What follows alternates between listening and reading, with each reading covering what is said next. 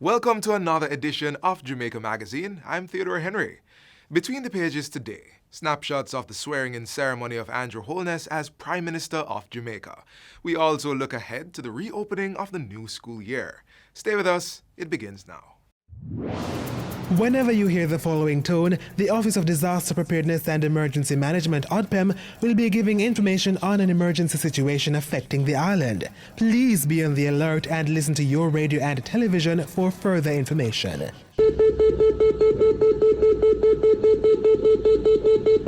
This was a test of the emergency alert system, brought to you by ODPEM.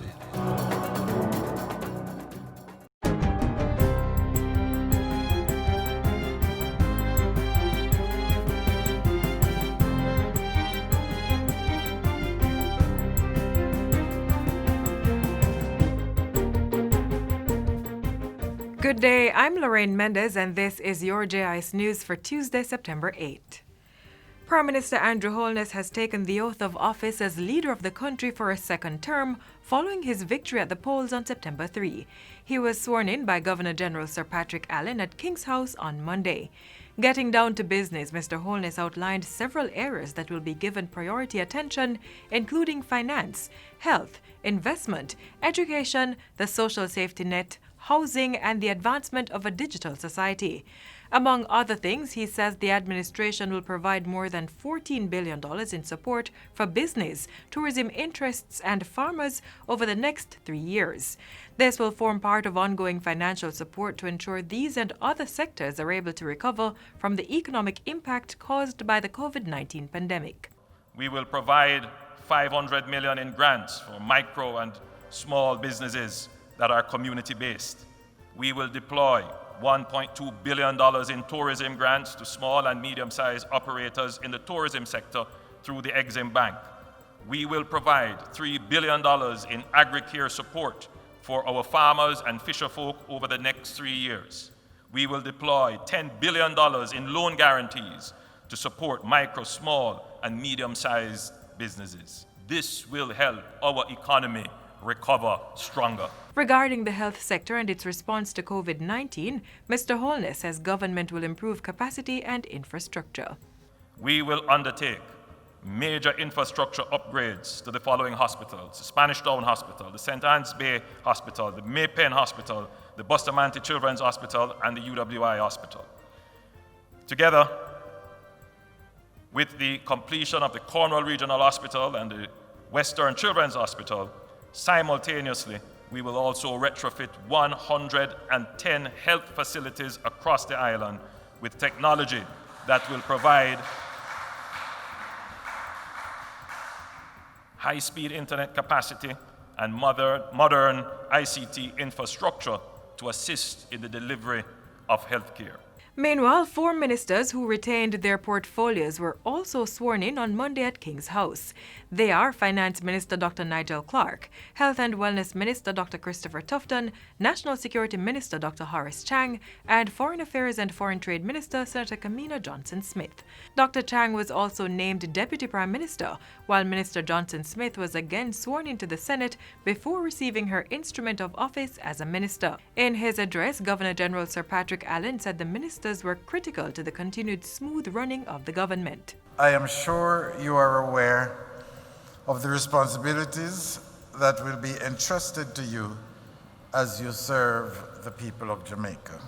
You will be required to, among other things, ensure the safety and security of citizens, manage the economy efficiently, contain the increasing incidents brought on by the COVID-19 pandemic and other matters regarding the health of the nation, and continue diplomatic relations with our international partners and also Jamaicans in the diaspora. Meanwhile, Prime Minister Andrew Holness expressed confidence in their ability to perform, pointing out that the recommendation was made without reservation.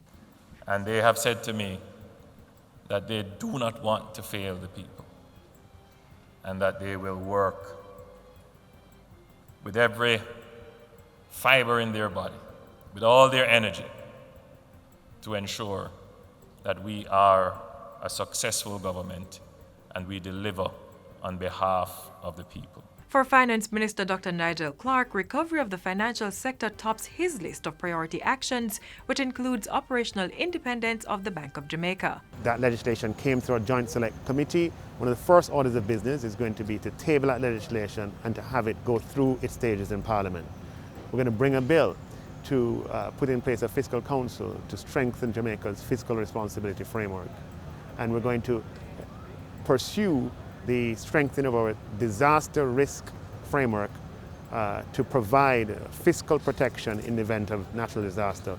Minister Johnson Smith has meanwhile said that as a matter of priority, the Foreign Affairs Ministry will be convening the External Support Coordination Committee to assist with the management of COVID-19. To assess where we are and to see what the new needs are, if any, so that we can align international partnerships and support with our national needs.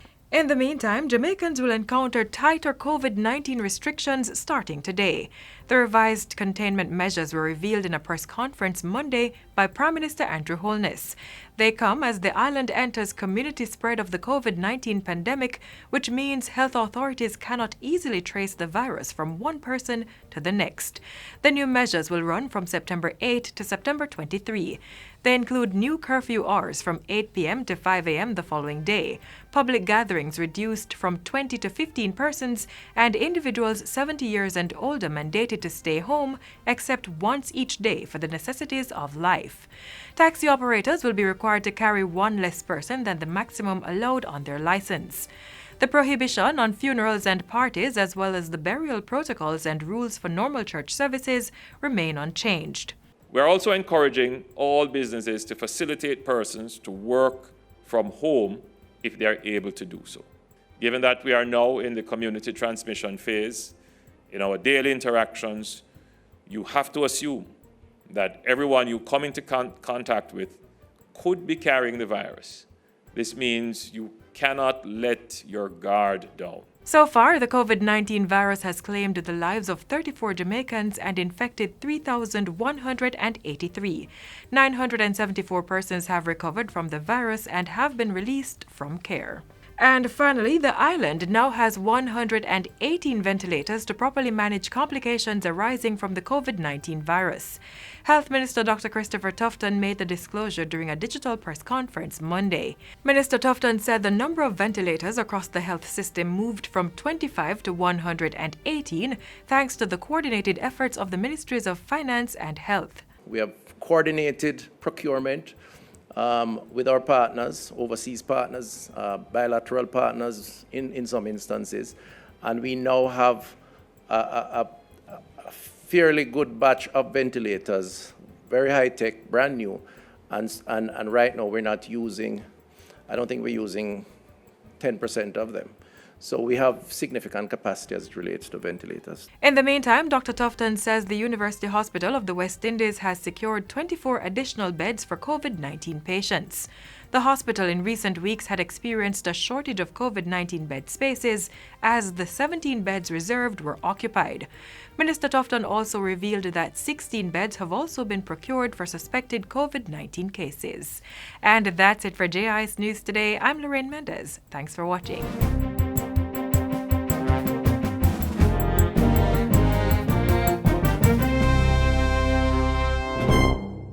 Jamaica Social Investment Fund, JSIF, celebrating over 20 years of investment in community development. JSIF has forged relationships with international funding partners as well as private and public sector entities. Let us continue to invest to reduce vulnerabilities. Let us build our social capital and resilient infrastructures to ensure full participation in Vision 2030. JSIF, investing for community development. Yesterday, Andrew Michael Holness was sworn in for the third time as Prime Minister of Jamaica. At age 48, Mr. Holness will head the government for the next parliamentary term. See now highlights of that swearing-in ceremony which took place at King's House. Ladies and gentlemen, our country is in good hands, and our democracy works for us. I lift my spirit, oh, Lord, I take your hand. Hallelujah. Hey, you fix my focus. I, Andrew Michael Holness, do solemnly, sincerely, and truly declare and affirm that I will be faithful and bear true allegiance to Jamaica, that I will uphold and defend the Constitution and the laws of Jamaica, and that I will conscientiously and impartially discharge my responsibilities to the people of Jamaica. Affirmed this, the 7th day of September 2020. I, Andrew Michael Holness, being appointed Prime Minister, do solemnly, sincerely, and truly declare and affirm that I will, to the best of my judgment, at all times when so required, freely give my counsel and advice to the Governor General or any other person for the time being lawfully performing the functions of that office, for the good management of the public affairs of Jamaica. And I do further solemnly, sincerely, and truly declare and affirm that I will not on any account, at any time whatsoever, disclose the counsel, advice, opinion, or vote of any particular minister or parliamentary secretary, and that I will not, except with the authority of the cabinet, and to such extent as may be required for the good management of the affairs of Jamaica, directly or indirectly reveal the business or proceedings of the cabinet or the nature or content of any document communicated to me as a minister or any matter coming to my knowledge in my capacity as such, and that in all things I will be a true and faithful Prime Minister. Affirmed this, the 7th day of September 2020. You make me, we give you glory. You say, we can do this. I am humbled and honored that the people of Jamaica has seen it fit to give me an opportunity to once more be the chief steward of their affairs. Thank you for your vote and support. And I commit once again to use every fiber of my being and all the energy of my spirit for the advancement, fulfillment, and prosperity of the people of Jamaica. The health and economic impact of the COVID-19 pandemic is ubiquitous in our daily life and will be that way for some time. Jamaica does not have the reserve of resources to always be locking down our economy. We must now all learn to live with and protect ourselves from the SARS-CoV-2 virus and the COVID-19 disease it causes. We have built out a fairly good anti-corruption structure through the Integrity Commission and MOCA. They are constrained by the need to complete their legislative framework and expand their investigative and prosecutorial resources. We will ensure that this is completed early in this term. However, in addition to investigation and prosecution, we must also seek to prevent the occurrence of acts which weaken public trust and damage the integrity of the government. To this end, I have indicated to the Executive Director of the Integrity Commission that each elected representative and each appointed minister will participate in the sensitization and public education programs to be established by the Integrity Commission. This to increase their awareness and understanding of the anti-corruption legislative framework, not just to sensitize them alone, but to ensure that they are seized of their duties under the law and understand that this will be an accountable government. There is no honeymoon period for this government. Already I am back at my desk to continue our recovery plan.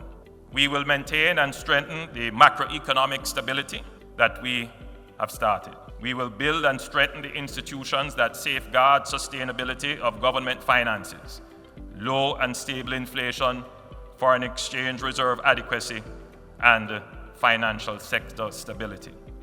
We will bring into operation the Fiscal Council, and we will also operationalize the independence of the Bank of Jamaica. We will improve the business climate and invest to improve competitiveness by reforming customs, developing a national business portal, and increase technology and business process engineering for greater efficiency in the public sector.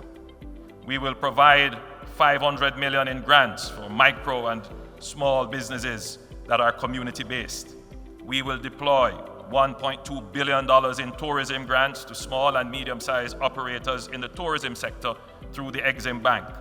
We will provide $3 billion in agri-care support for our farmers and fisherfolk over the next 3 years. We will deploy $10 billion in loan guarantees to support micro, small, and medium-sized businesses. We will launch and complete public-private partnerships for water treatment and storage, sewage, garbage collection, and infrastructure development. We will list state-owned enterprises on the stock exchange, as we have been doing, giving Jamaicans the opportunity to own a piece of these assets. We will undertake major infrastructure upgrades to the following hospitals: the Spanish Town Hospital, the St. Anne's Bay Hospital, the Maypen Hospital, the Bustamante Children's Hospital, and the UWI Hospital.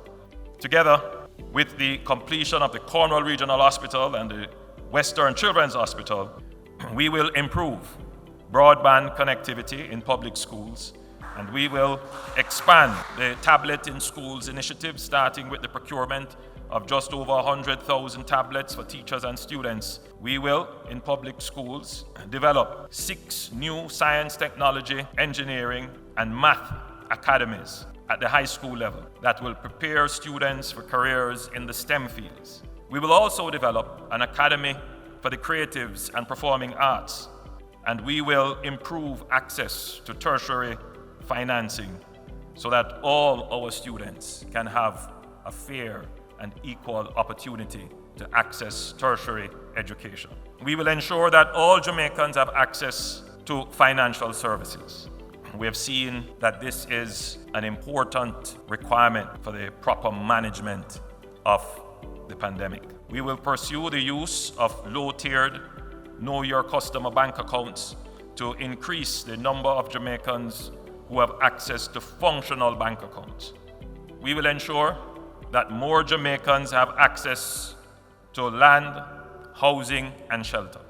We have set a target of 70,000 affordable homes, 30% of which will be reserved for our policemen and women, nurses and teachers and civil servants.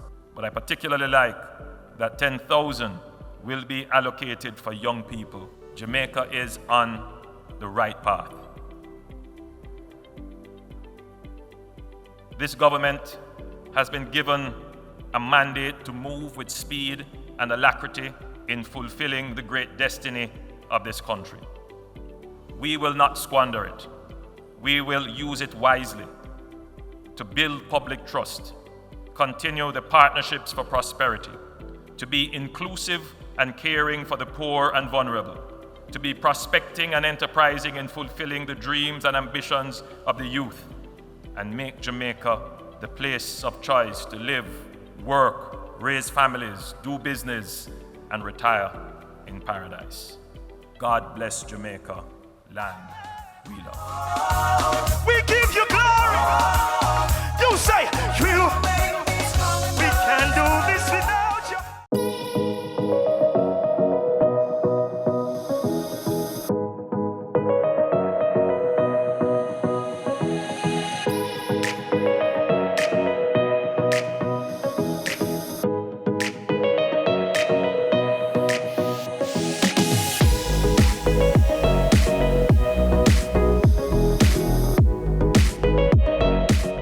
Continued learning is paramount as the country manages COVID-19. It is necessary that no child is left behind. A number of measures have been implemented to limit the spread of the disease within the classroom once schools reopen.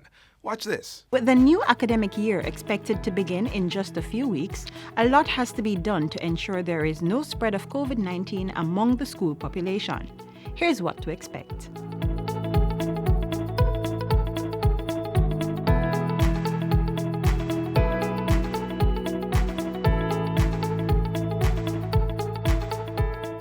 In order to uphold the social distancing guidelines recommended by government, a phased blended learning approach will be adopted by a large number of institutions this year. While smaller schools will resume normal operations, large high schools and very large primary schools will adopt a rotational system.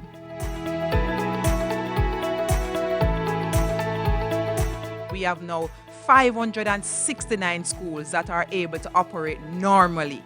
So it means that everybody will be in the same space every day. And of course, we have to observe the physical distancing. So with the infrastructure that we have in place in these institutions, they will be able to accommodate their fully enrolled students. And some of these schools will get what we call temporary learning spaces via tent or via rental agreements with nearby institutions such as our churches or those that have conference halls or so forth. We have approximately 303 of our schools that will operate what we call the rotational model. And the rotational model, parents, really means that some days some students will operate in the virtual space from home and while others are at school. And then those students who will be at home on one day will come back into the physical school another day, and other students will work from home. Some schools will extend their operation times so that students can attend classes in phases. We have the extended day model as well, where some schools will have our children coming in from 8 o'clock to about 2:30, and others will join from 10 o'clock to about 3:30. So it's a staggered shift in a sense, and that will avail some physical space. And so persons can be kept safe in the environment, both teachers and staff members. All students at the primary and secondary levels will have their temperature checked upon arrival. They must wear masks at all times, conduct regular hand washing and sanitization, and maintain 6 feet apart social distancing at all times.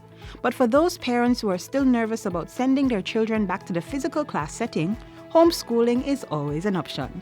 We have a homeschooling framework in place, which is monitored by our independent schools unit. And so parents who are interested can apply through our independent schools unit at isu@moey.gov.jm. And we will provide you with the guidelines, and of course we will support you through this process if you are so interested in this approach. To address the learning lapse experienced by some students during remote teaching and learning, all students returning to the classroom will be assessed.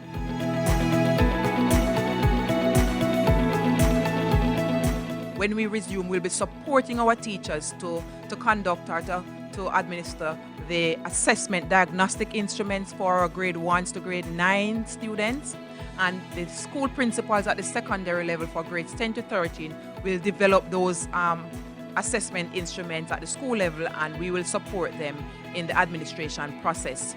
We will also assist our schools in marking and analyzing the data so we can develop the individual learning plans and the remedial programs that will be required to get the students back on their learning path.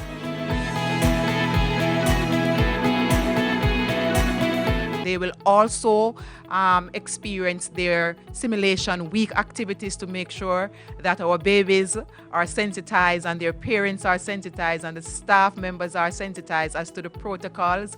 Our babies are a little different. The groupings are smaller. The children 0 to 12 months, they will be grouped 1 to 5, so 5 children to 1 adult, to make sure that all will be safe. For our babies 13 months to 35 months, the grouping is 1 adult to 8 children. And for the 3-year-old to 5-year-old, the grouping is 1 adult to 10 children. Our infant schools and our primary schools will do the same kind of physical distancing. They will mark their classroom spaces. So we are using signage, we are using markers, where students will sit, where students can stand if they are waiting for something. where parents will enter, where parents should not enter. All of those markers will be at our schools. The Ministry of Health and Wellness has advised that children 0 to 2 years old are exempted from the wearing of masks, so it is important that persons entering their learning environment are closely monitored and that physical distancing is maintained as much as possible.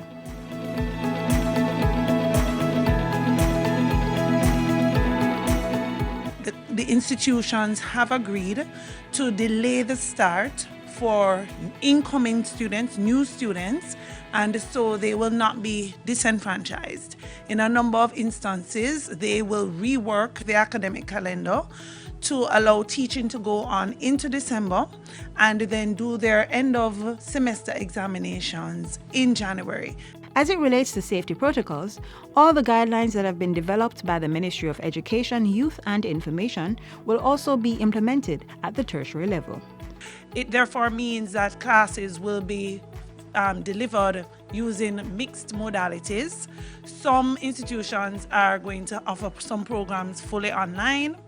Others will facilitate some students on campus, clearly in limited numbers, to ensure that the requisite protocols are observed.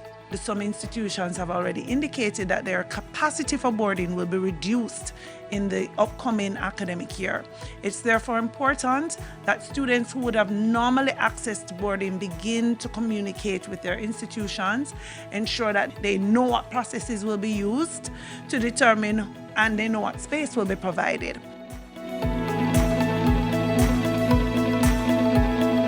The plans that we have is informed by the health precautions that we have to observe. There are no compromises as we try to make sure that your students are safe and that when they come home to you, you continue to be safe as we work together to protect all of us in this country.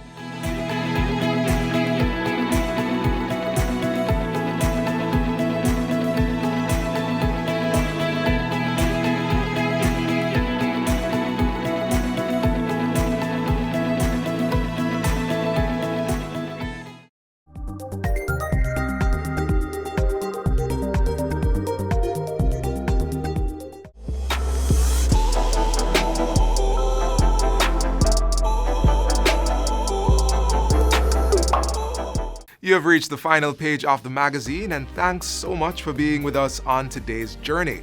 Another show unfolds tomorrow, so come back same time on this same station.